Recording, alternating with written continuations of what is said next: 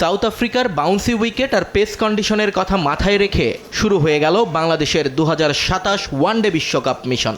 সংবাদ সম্মেলনে coach Phil Simmons সাফ জানিয়ে দিলেন, এখন থেকে একজন স্পিনারের উপর ভরসা করার দিন শেষ।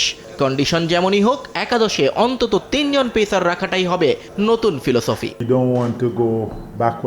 সাউথ আফ্রিকায় বিশ্বকাপ, আর সেখানে পেসাররাই হবে প্রধান অস্ত্র। পরিস্থিতির কারণে হয়তো কখনো 3 জন স্পিনার লাগতে পারে, কিন্তু একজন পেসার নিয়ে খেলার দিন শেষ। আমাদের 3 পেসারই হবে মূল পরিকল্পনা।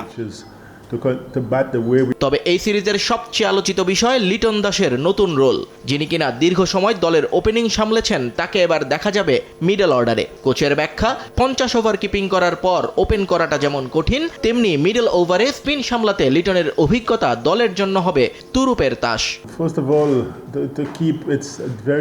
মিডল অর্ডার আমাদের জন্য অ্যাকিলিসহীন বা দুর্বল জায়গা হয়ে দাঁড়িয়েছে। লিটন স্পিন বোলিংয়ের বিপক্ষে আমাদের অন্যতম সেরা ব্যাটার। দলের প্রয়োজনে সে নতুন চ্যালেঞ্জ নিতে সানন্দে রাজি হয়েছে। তার সঙ্গে আফিফকেও একই কথা ভেবে ফেরানো হয়েছে।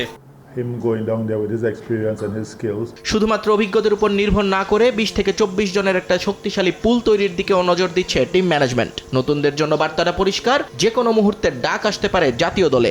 লক্ষ্য কেবল সরাসরি বিশ্বকাপ কোয়ালিফাই করা নয়, বরং র্যাঙ্কিংয়ে আরও উপরে উঠে আসা। সাকিব আল হাসানের অনুপস্থিতি বা মাঠের বাইরের আলোচনা নিয়ে কোচ মাথা ঘামাতে নারাজ। তাই তার ভাবনায় শুধুই আসন্ন পাকিস্তান সিরিজ। প্রতিপক্ষ শক্তিশালী হলেও ভালো উইকেটে ক্রিকেট খেলে জয়ের ধারা বজায় রাখতে চায় লাল সবুজ।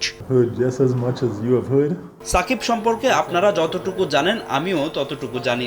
আলাদা করে বলার কিছু নেই। আমি সিরিজটা জিততে চাই, এবং সেটা আধিপত্য ধরে রেখে।